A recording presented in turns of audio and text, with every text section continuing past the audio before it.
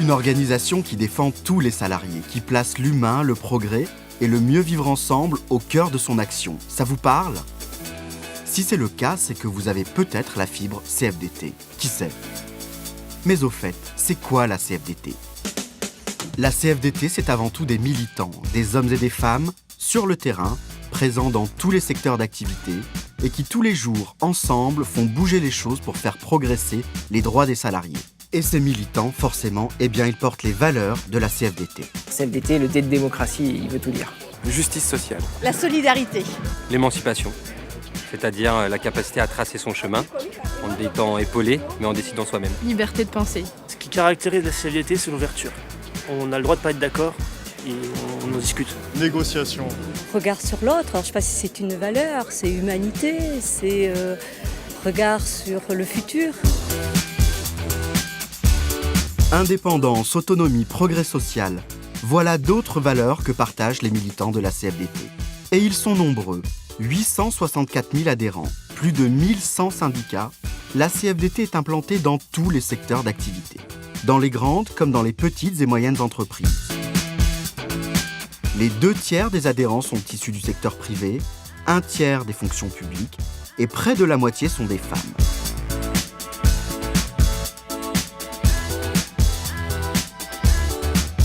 Plus de 860 000 militants, ça compte! Et ça fait de nous le premier syndicat français en nombre d'adhérents. Mais tout ça, vous vous en doutez bien, ça ne s'est pas fait du jour au lendemain. Et oui, la CFDT a une histoire qui a su évoluer.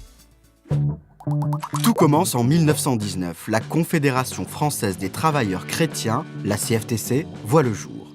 Elle se construit autour des valeurs sociales de l'Église et elle s'organise sur des bases de solidarité et de défense des intérêts des travailleurs. Ce sont les racines de la CFDT. Et c'est dans un contexte mouvementé que se construit la CFTC. Crise des années 30, Seconde Guerre mondiale, décolonisation, des militants s'engagent dans la résistance et soutiennent les mouvements d'indépendance. Un courant laïque grandit dans la CFTC. Et c'est en 1964 que naît la CFDT. Au Palais des Sports, 3000 délégués ont participé au congrès extraordinaire de la CFTC. Elle est devenue la Confédération française et démocratique du travail. Elle incarne un syndicalisme qui veut transformer la société, un syndicalisme démocratique synonyme de progrès et d'émancipation. Nous avons le souci de présenter un syndicalisme moderne et attrayant. Puis arrive 68, 1968. Un vent de liberté souffle sur la société française et le monde. Dès le début, la CFDT soutient les étudiants en grève et appelle à l'action dans les entreprises. Rue de Grenelle à Paris, au ministère du Travail, les représentants du gouvernement Pompidou, les syndicats et les organisations patronales négocient. Et la CFDT obtient la reconnaissance des sections syndicales d'entreprise. Une conquête fondamentale pour tous les salariés.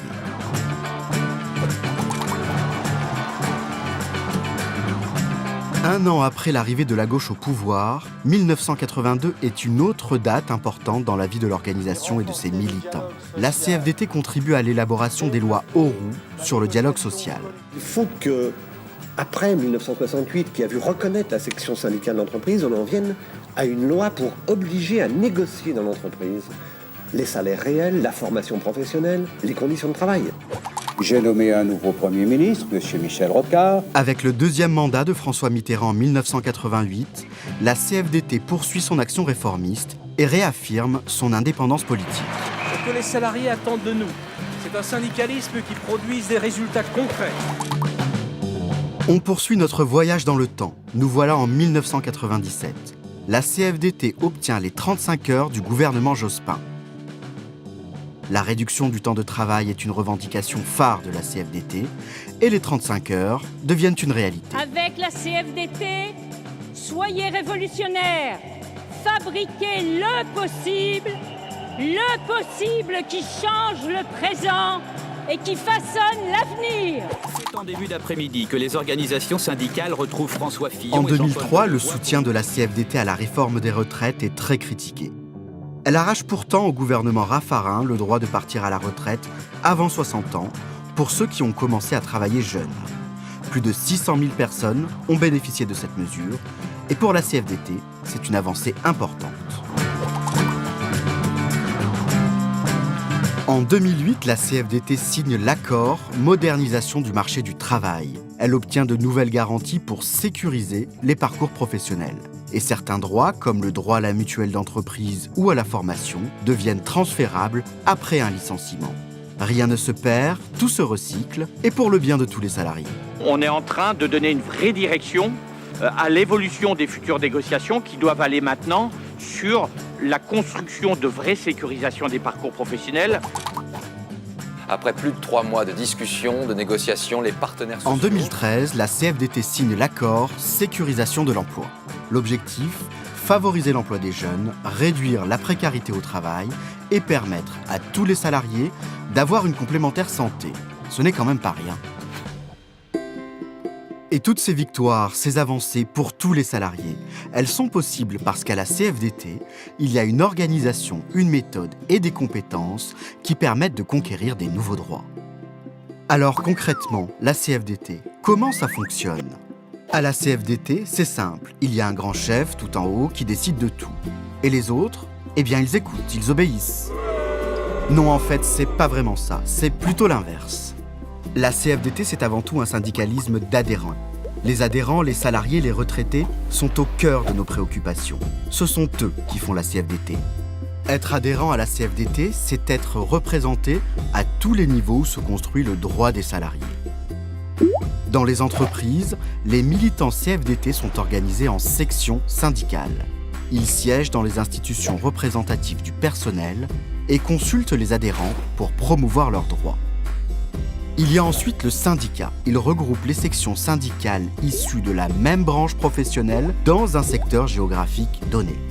Les unions départementales et les unions régionales interprofessionnelles, quant à elles, regroupent les syndicats d'un même département ou d'une même région, tous secteurs d'activité confondus.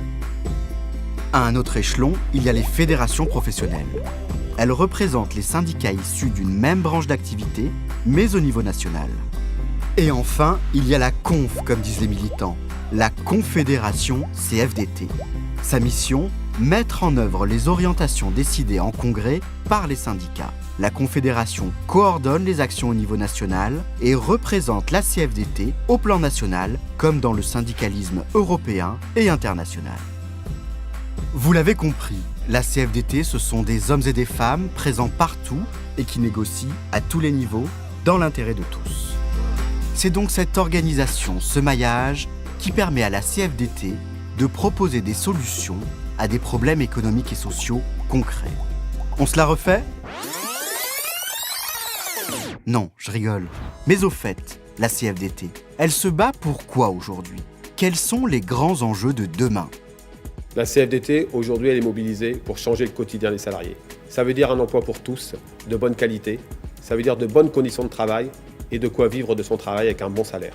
L'ambition de la CFDT, demain, c'est de mettre fin aux injustices, aux inégalités. La CFDT veut bâtir avec les salariés un autre modèle de développement.